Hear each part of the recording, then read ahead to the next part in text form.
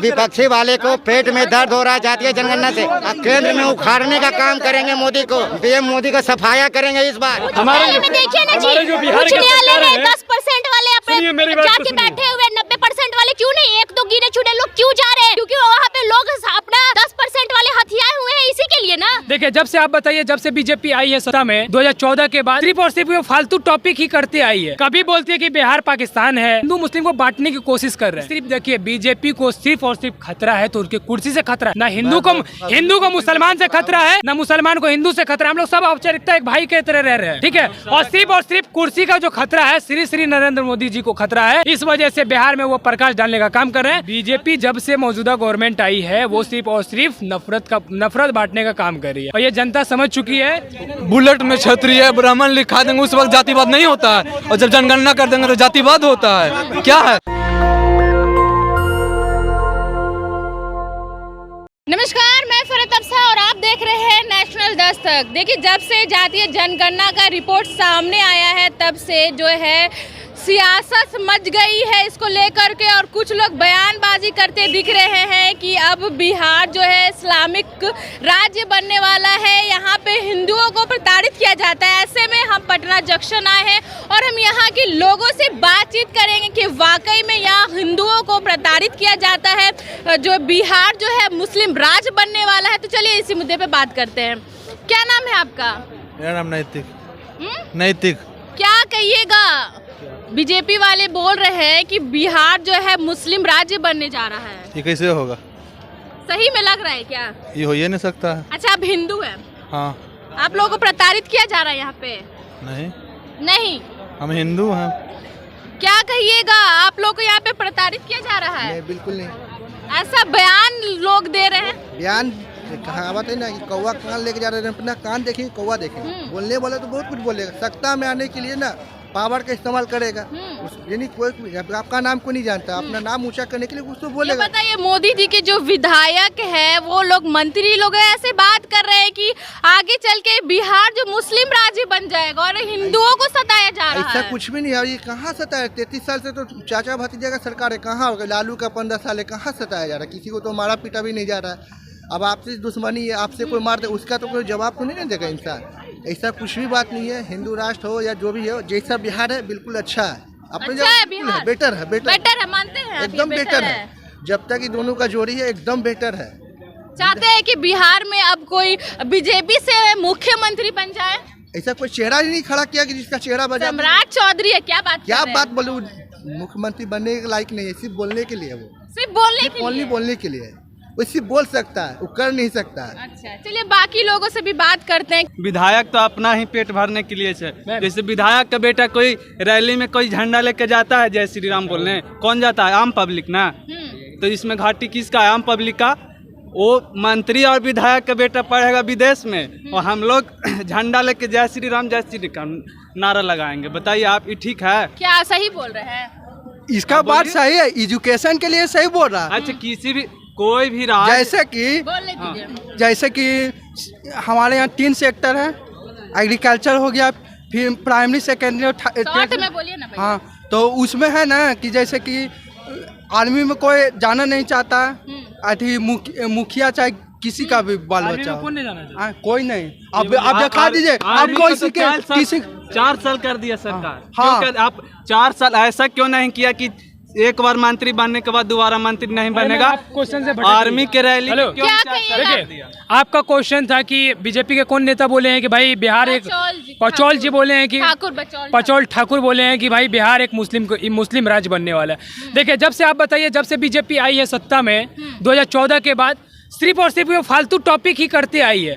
वो सिर्फ कभी बोलती है कि एक मिनट, कभी बोलती है कि बिहार पाकिस्तान है, कभी ये है, कभी वो ATC, मतलब वो हिंदू मुस्लिम को बांटने की कोशिश कर रहे हैं। समझे? आज तक तो बिहार में ऐसा नहीं हुआ।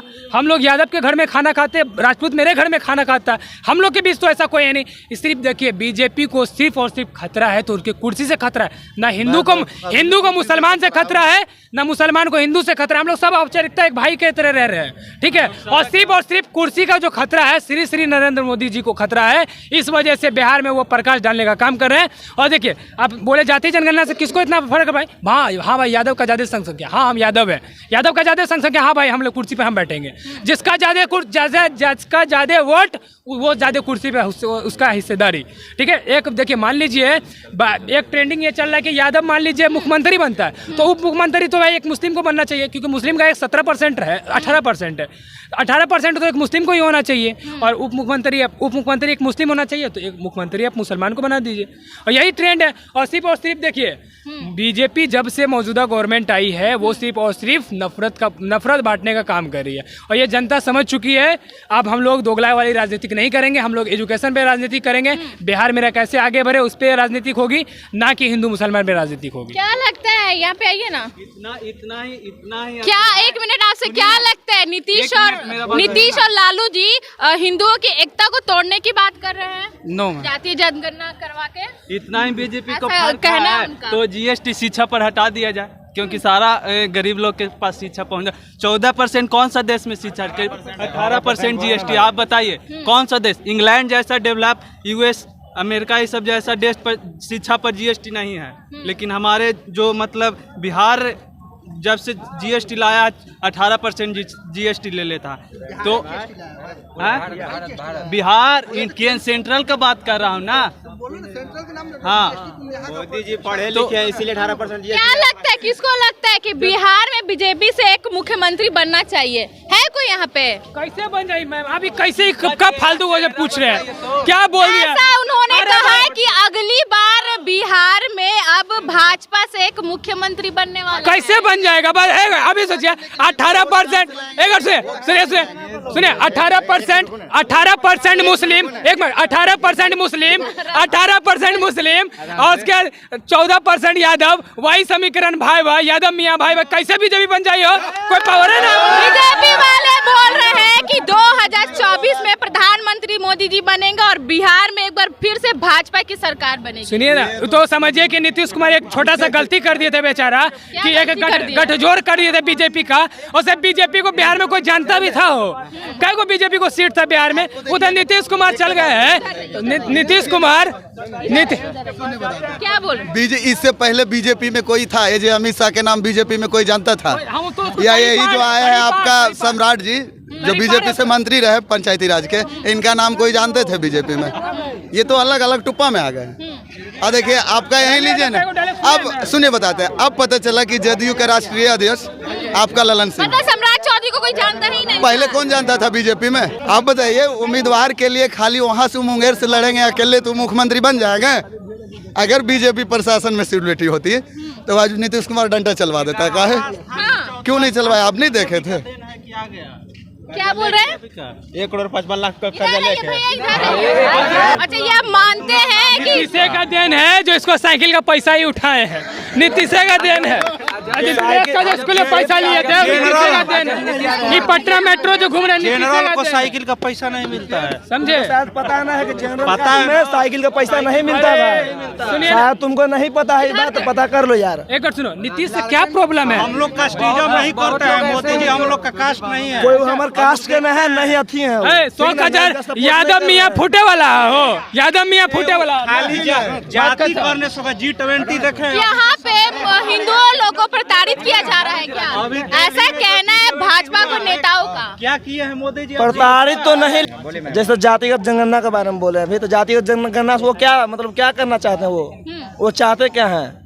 आपको नहीं पता क्या किस लिए जाति जनगणना किया गया? नहीं, तो इसका आपको नहीं लगता कोई फायदा? ये उतना पैसा खर्च करते हैं, अगर किसी और चीज में उतना पैसा खर्च करते तो कुछ और बात था। वो जाति मतलब जब पता करना था तो पूरा बहुत ऐसा चीज है, उसको पता कीजिए, उसमें खर्च कीजिए। आपको पता है उनका कहना है कि अगर हम जानते हैं कि जातीय जनगणना करवाएंगे तो बिहार में कितने लोग गरीब है, उस गरीब का क्या क्या जाति है, उसके अकॉर्डिंग जो है पैकेज बनेगा, उनको सामने लाने की कोशिश। मैडम जाति देख कर गरीबी और अमीरी नहीं आता है। सब जात में गरीब है, यादव में भी गरीब है, ठाकुर में भी गरीब है, ब्राह्मण में भी है, सब में है गरीब। लगता है कि नीतीश और तेजस्वी जो है, रुकिए ना, नीतीश और तेजस्वी जाति जनगणना करा करके हिंदुओं का जो एकता है उसको तोड़ने का काम बिल्कुल तोड़ने का काम नहीं किए हैं, बिल्कुल तोड़ने का काम नहीं किए हैं। ये जातीय जनगणना होने से एक फायदा है, जो गरीब लोग जो कहते थे ST SC OBC, मैं बता दूं इन लोगों को फायदा है। अब जब फायदा ये ST SC OBC वाले को इसलिए फायदा है कि आप देख लीजिए बड़े बड़े पोस्ट पे, मैं आपको बता दूं, देखिए अभी आंकड़ा बता दूं, देखिए बिना आरक्षण के ब्राह्मणों का कहर जरा देख लीजिए, देख लीजिए। अब मैं आपको बता दूं फिर से, देख लीजिए, राष्ट्रपति में कुल पद 49, जिसमें 45 ब्राह्मण, राष्ट्रपति उपराष्ट्रपति सचिवालय कुल पद 7, जिसमें सातों ब्राह्मण। राष्ट्रपति कौन है? एक मिनट रुक जाओ भाई, अस्थिर रहिए, मैं सब बता दूंगा, सुन लीजिए, मैं सब भी बता दूंगा, समझे। मंत्रियों में कैबिनेट सचिव, समझे, कुल पद 20, कुल पीठ 20, समझे, राष्ट्रपति समझे। ये जानते हैं, ये विपक्षी वाले को पेट में दर्द हो रहा है जातीय जनगणना से। जातीय जनगणना से बिहार सरकार को फायदा होगा। अब केंद्र में उखाड़ने का काम करेंगे मोदी को इस बार। फायदा नीतीश कुमार और RJD को दोनों को फायदा हो जा रहा है। केंद्र से उखाड़ने का काम करेंगे, PM मोदी का सफाया करेंगे इस बार, समझे, इसलिए जातीय जनगणना हुआ है, समझे। सपना हो जाएगा, आज तक कोई नहीं सफाया किया है। क्या बोल रहे हैं? आपका सवाल क्या है ये बताइए। बोल रहे हैं क्या लगता है कि बिहार में हिंदुओं को प्रताड़ित किया जा रहा है? जी बिल्कुल प्रताड़ित किया जा रहा है, हिंदुओं पर प्रताड़ित नहीं किया जा रहा है। अगर जाति में सभी को बांट दिया गया, जाति में कुम्हार को अलग बांट दिया गया है, पहले से आप लोग में बांटा नहीं गया था? नहीं बांटा गया है क्या? अगर पहले से बोल रहे हैं, सुनिए ना, इधर आ जाइए, एक मिनट। क्यों 90% वाले को भी आज अपना हक चाहिए, ठीक है? EWS को कहाँ नहीं मिलेगा? हाँ, 90% को अपना हक चाहिए, हमेशा 10% जो जनरल में गरीब है उसको नहीं मिलेगा। जनरल में जो गरीब है उसको नहीं मिलेगा। सुनिए ना, सुनिए, जो OBC में गरीब है उसको नहीं मिलेगा। रुकिए ना, जाके आप देखिए, गरीब का कोई जाति नहीं होता। पहला मेरा हमारे देखिए ना जी, जो बिहार का 10% वाले अपने जाके बैठे हुए, 90% वाले क्यों नहीं? एक दो गिने चुने लोग क्यों जा रहे हैं? क्योंकि वहाँ पे लोग अपना 10% वाले हथियाए हुए हैं, इसी के लिए ना। क्या नरेंद्र मोदी जी जाति को लेके बात नहीं करते हम अति पिछड़ा के बेटा है? वो डरते हैं, वो बोलते हैं कि करवा देंगे तो खुल जाएगा पोल, और बुलेट में क्षत्रिय ब्राह्मण लिखा देंगे उस वक्त जातिवाद नहीं होता है, और जब जनगणना कर देंगे तो जातिवाद होता है। क्या है इस पर लॉजिक है कि नहीं है? जाति तो गलत है ही क्या? आपने देखा लोगों का क्या कुछ कहना था, जिस तरीके से भाजपा के लोग काफी परेशान हैं और आए दिन कुछ न कुछ जो है जाति गणना पे विवाद खड़ा कर रहे हैं। वो काफी नाराज है, बोल रहे हैं कि कहीं ना कहीं बिहार जो है मुस्लिम राज्य बनने जा रहा है। ऐसे में हम पब्लिक लोगों से बात किए और उनसे जानने की कोशिश की है कि वाकई में यहाँ हिंदुओं को प्रताड़ित किया जाता है, हिंदू खतरे में है, और क्या बिहार को है हिंदू राज्य बना दिया जाए। ऐसे में आपने सभी का जवाब तो सुन ही लिया। ऐसे तमाम खबरों के लिए बने रहे नेशनल दस्तक के साथ। मैं फरहत अफसा, पटना। नेशनल दस्तक की आपसे गुजारिश है कि अगर इसको बचाना चाहते हैं तो नेशनल दस्तक को सब्सक्राइब करने के लिए रेड कलर के सब्सक्राइब बटन को दबाएं, फिर बेल आइकन की घंटी दबाएं। नेशनल दस्तक को बचाने के लिए बहुत जरूरी है कि हर खबर को शेयर करें, लाइक करें, कमेंट जरूर करें।